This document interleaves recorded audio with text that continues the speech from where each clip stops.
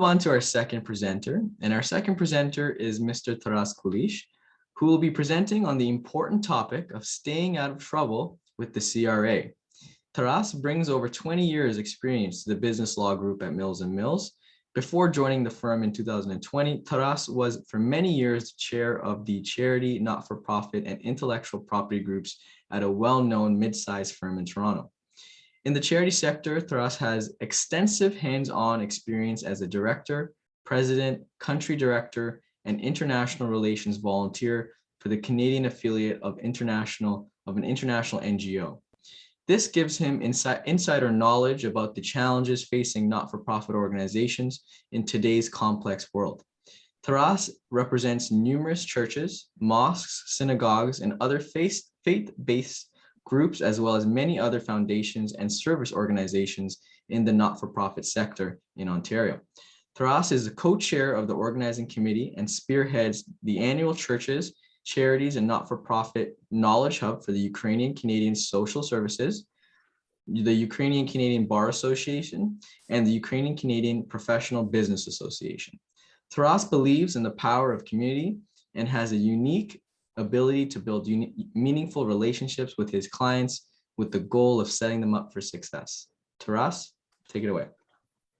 Okay, thank you very much, Nate, for the introduction, and really for for Mills & Mills making this opportunity available to us, and for everyone here who's taking valuable time out of their day to listen to us. So I hope that these discussions will help you as you move forward and navigate some of the traps and pitfalls that could present themselves for your organization. So I'm going to be speaking about staying out of trouble with the CRA. We've got sort of a top 10 here for you. It's not necessarily a scientific list, but these are some of the problems that we've seen, and some of them that have been discussed a little bit already today.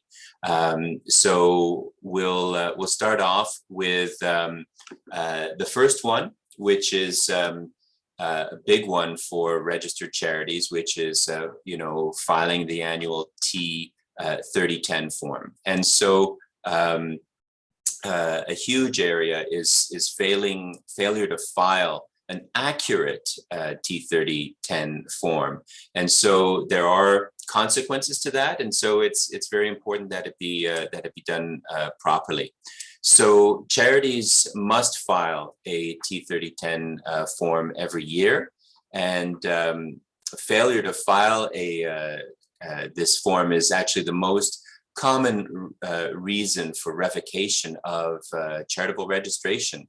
And so you must file within 6 months of the year end of your charity's year end, and the form is also mailed out to charities with labels. And you can also download the form. There's a link there, and we will be sending this out to all the attendees, so you'll be able to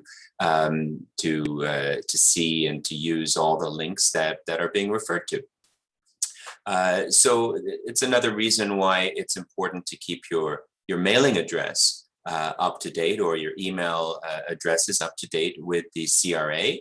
If there's some smaller charities, this can be an issue because you might have the address of a director, and if the board changes, you want to make sure that you do keep all of your addresses, email and physical addresses, up to date with the CRA.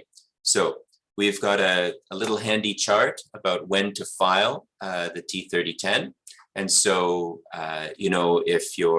for instance, if your year end is March 31st, then you're filing in September 30th. Not everyone has a December 31st year end, although many charities will. And so then your obligation comes due at the 30th of June. So why file the T3010? We've alluded to this. Charities are legally required under the Income Tax Act to do this. And as I said, if you fail to file, your charity can be deregistered. If that happens, you can't issue receipts, and deregistration is actually permanent. You would have to reapply. So a new application is required, and re-registration may not follow. You can be sure that your application will be reviewed with even greater scrutiny, and there may be it might have been a long time ago that a charity filed and obtained charitable registration status, and the world has become more complicated. It seems from everyone's experience with the Charities Directorate that these applications are much more complicated now.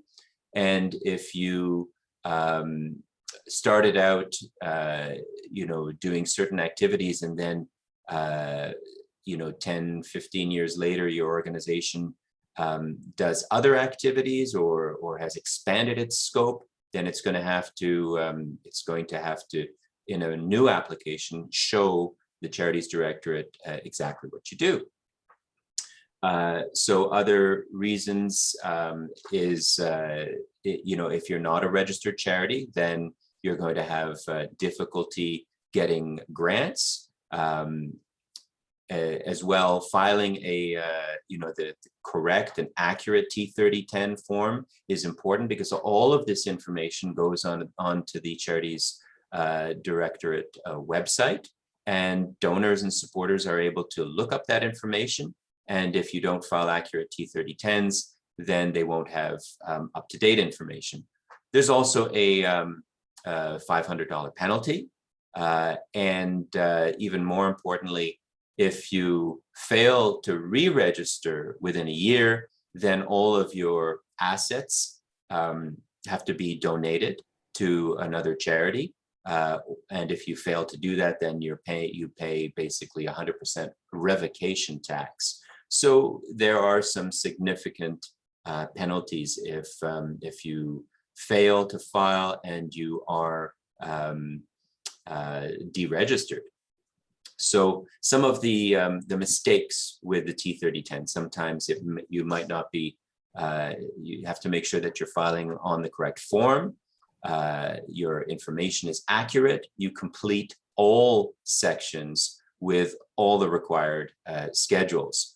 You must include financial statements. So if you don't include financial statements, and they can be notice to reader, they can be audited, they can even be self-prepared. But you must file financial statements.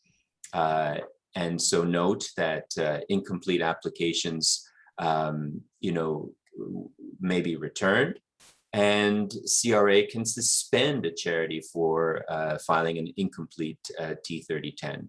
So note that there is, you can have access to a fillable T3010, and there is, there's lots of help on the Charity Directorate website, and they have lists, good lists of the various forms, and we'll get to that in a moment.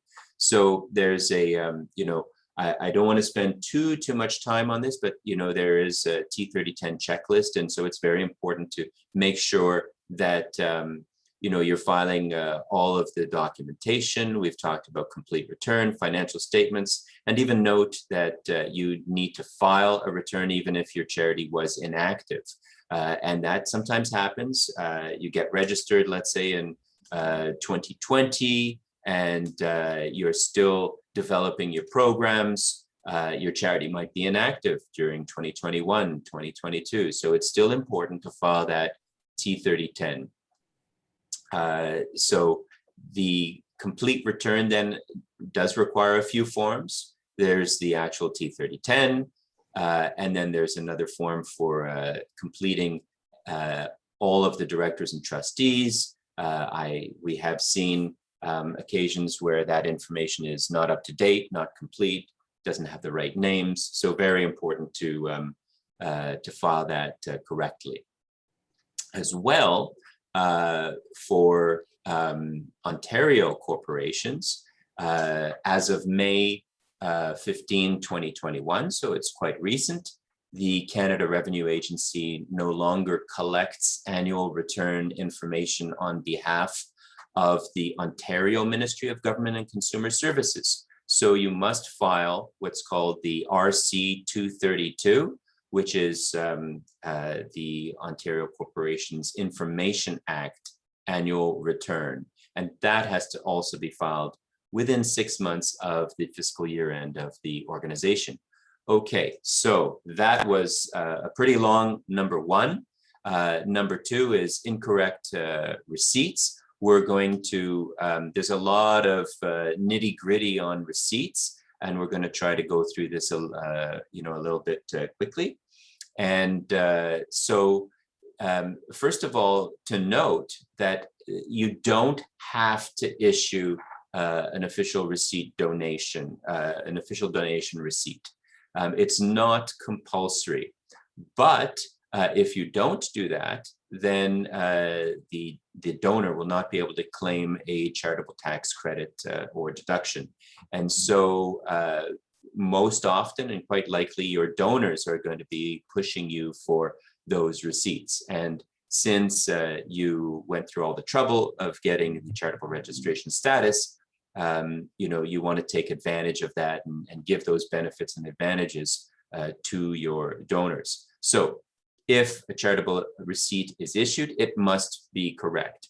There are samples that are on the website, on the CRA website, and we'll go through a little bit. There's sample one, which is a cash gift with no advantage. So in this case, the donor makes a cash gift, let's say of $20, and the donor or someone else associated with the donor does not receive an advantage for the gift. And so in that case, the amount of the gift and the eligible amount of the gift are both $20. Then we've got cash gift with advantage, and that is typical, not necessarily now during COVID times, but certainly before, and hopefully in the near future when you have let's say a fundraising dinner. So let's say a donor pays $50 to attend a fundraising dinner and they receive a meal that's valued at $20. So the amount of the advantage, which is $20, is subtracted from the amount of the gift. And so the eligible amount of the gift that the donor gives is actually $30. And so one thing to note is that if the amount of the advantage is more than 80% of the cash gift, then an official donation receipt cannot be issued. So then we have the situation where we have what's called a non-cash gift, and that could be a painting or a sculpture or securities even, with no advantage. So let's say a donor makes a gift of a piece of artwork with an appraised value of $1,500, then and the donor doesn't receive an advantage, then the eligible amount of the gift so the amount of the gift and the eligible amount are both $1,500. So the receipt is issued for $1,500. And then the fourth scenario is where there's a non-cash gift with an advantage. And so that kind of a situation is, let's say a donor gives a charity a house that's valued, for the sake of it, at $100,000. Of course, in Toronto, you're never going to see that. So $1 million. And then let's say the charity gives the donor a gift of 20,000, 200,000, something like that. So the amount, basically the charity gives a gift back, or an amount of money in return. So the amount of whatever that advantage is, $20,000, it has to be subtracted from the amount of the gift. So if we have using $100,000 amount, the eligible amount of the gift is $80,000. And it's the same rule if the amount of the advantage is more than 80% of the fair market value of the gift, you can't issue a donation receipt. So your receipts have to contain some very specific information. It must say official receipt for income tax purposes. You have to have your correct name, current name and address that's on file. You have to have the registration number, and there needs to be a serial number on the receipt. So it's sequentially 001, 2, 3, so on and so forth. It also, interestingly enough, you have to state where the receipt was issued and put, of course, the day or year that the donation was received. As well as that date, you have to put the date that the receipt was issued, the name and address of the donor, very important for them so that they can claim their tax receipt, the amount of the gift, description, value of any advantage, and it has to be signed. And also, interestingly enough, you need to put the name and website address of the CRA. So when you're dealing with gifts in kind, there are also certain mandatory elements. You've got to have a brief description of the property and the name and address of the appraiser, and indicate also the deemed fair market value of the property. So those three elements when you're dealing with a gift in kind. Okay, so number 3 of this top 10, acting outside of the legal objects. And as was described a little bit by Richard, the letters patent, the articles of incorporation, or even a trust deed, they are going to contain objects. Purposes is another word that you might have heard, and they list out what the organization is entitled to do. It might be, to relieve poverty by operating a soup kitchen. It might be, in the case of a church, to preach the gospel, or to fund missions, or things like that. You have to avoid mission creep, which is taking on projects which a donor says, well, you guys would be great to do this, and it's not actually permitted according to your objects. So you have to make sure that your objects, your purposes, are up to date. If you find that you have opportunities to take on programs, then you want to make sure that that you update your objects. And very important to realize and to recognize that the process can take up to a year to amend your objects, to get approval from the Charities Directorate, and if you're an Ontario corporation, to also get approval from the public guardian trustee. And so, we do suggest that you give yourself at least a year in advance if you're going to amend your objects and take on new programs. So another area of problem is a charity making a gift to a non-qualified donee. So qualified donees are basically charities, and non-qualified donees, for instance, could be a not-for-profit that doesn't have charitable status. So the rule is that a charity can do one of two things with their funds that they have, that they've collected, let's say from donors. One, they can give money outright to a qualified donee. So let's say to another charity that has purposes that are compatible with its mission, that sort of thing. And the second way is that the charity itself carries out its own charitable activities through their employees, through volunteers, or even through intermediaries. So intermediaries can be non-qualified donees. And so if you're going to use intermediaries, it's very important to document that and to have agreements in place. Very important that the charity always maintains direction and control. That's something directors, executive directors, board members, you really should,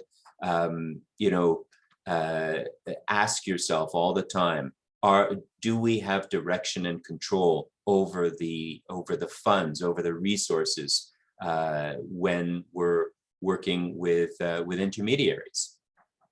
So just sort of like about who are qualified donees. They can be registered charities, municipalities. So there are a whole list of different types of qualified donees, but the most common are the registered charities.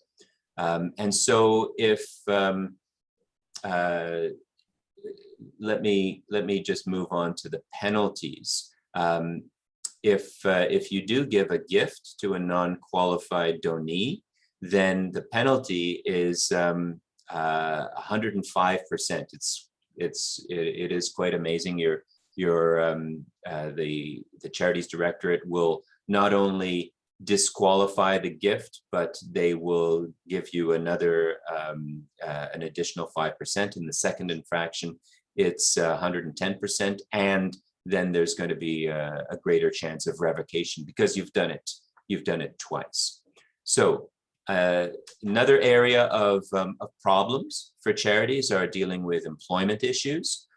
Many charities do have employees. Many charities also have volunteers, tons of volunteers, and it's important to make sure that your volunteers don't think somehow that they are employees. Don't use that kind of language when you're talking, when you're sending out communication, you're talking with them. They are not employees, they are volunteers.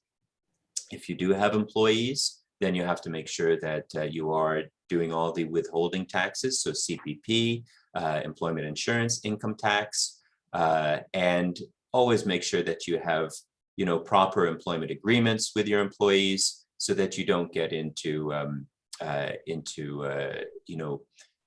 discrepancies and issues with them. Be careful, and this can sometimes happen with small charities, but also with larger. Be careful of excessive compensation. So if an executive director, for instance, receives $200,000 or $300,000 in compensation, and the general standard, let's say, is 60,000, 70, 80, whatever the standard might be, then it can be considered a private benefit, and that is a risk of having your charity deregistered if you are audited by the CRA. So with employment issues, you do want to make sure that you comply with, and we've listed a whole bunch of the different acts: Human Rights, Employment Standards, Occupational Health and Safety Act, which some people don't consider when they're dealing with a charity. But it's, of course, extremely, extremely important to maintain a safe working environment. So number 6, failing to keep adequate books and records. Extremely important, because the CRA must be able to audit. They must be able to verify that your revenues are accounted for, and that the resources are spent on charitable programs. So just in the interest of time, we'll move on to number 7, unrelated business activities. So charities, as a rule, can't undertake unrelated business activities. So you can't carry on a business when you're a charity, because business in and of itself is not considered charitable. So what is a related business activity? So some of the typical examples will be, let's say, a church that has a gift shop, or a hospital that has a parking lot. And also, even if a business is run substantially, meaning at least 90% by volunteers. So for instance, a coffee shop, if there's a drop-in center and there's a coffee shop and it's run by volunteers, that will be considered a related but acceptable business activity. So as with all of these things, there are penalties. And what is good about this first infraction is that it's only 5% penalty of the business revenue, but a second infraction would be 100% penalty and suspension of tax receiving privileges. So very important, to make sure that you are not carrying on unrelated business activities. Another area of problem is the mishandling of audits. And we do see this, that sometimes audits can be mishandled, and that comes back to the keeping of good books and records. If there's, for instance, you might have foreign activities. A lot of charities that we deal with do have foreign activities, and it's not enough to have let's say a service agreement in place, some kind of agency agreement in place. It's not enough to just have the paperwork done. You have to maintain direction and control. Again, that expression, direction and control over those foreign activities. So here let's discuss some of the tips if you're audited. Communication, as Richard said, is extremely important in many, many areas. So responding quickly, be cooperative, be polite. Remember that the CRA, their policy now is more education rather than punishment. So if you are cooperative, then, and yes, you might be doing some things that are not, you might be receipting improperly, that sort of thing. Your records might not be up to date. But good communication goes a long way. And so then you'll be explained what you have done wrong, and you'll have an opportunity then to make the appropriate changes. So, provide documents, quickly, but make sure that you're providing documents carefully, that you're not just doing a document dump, that you're providing just what is appropriate, just what is asked for, because again, you don't want to expand the scope of your audit. And very important, to keep copies, copy the documents, give the copies, keep the originals, and make a list of what you have provided to the CRA. Don't just assume that they will return, or that they will, you have to know exactly what is provided, so that when they call you back, you will be able to refer to the specific document that they're referring to. And so that raises a point of, appointing a key person, appointing a point person who will be responsible for the communications with the CRA. Take notes of your discussions and any findings that the CRA has, and you should also consider, getting in touch with your accountant, getting in touch with your lawyer, so that you can seek advice. And sometimes you might want to have an expert, you might want to have your accountant respond to a specific issue with the CRA, or have your lawyer do that as well on your behalf. So the two final areas of problems, the second to last one is corporate changes. And we're going to be hearing from Tanya in the next presentation about transition issues. There is the new Ontario Not-for-Profit Corporations Act, and so there's transition under ONCA, which Ontario corporations have to deal with, and they have an option, which is to transition or to continue to the Canada Not-for-Profit Corporations Act. Just remember that if you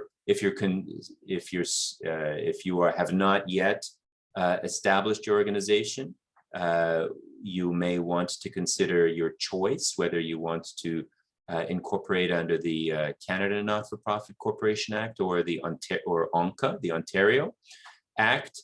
And we do suggest that corporate changes can be quicker and easier under the CNCA.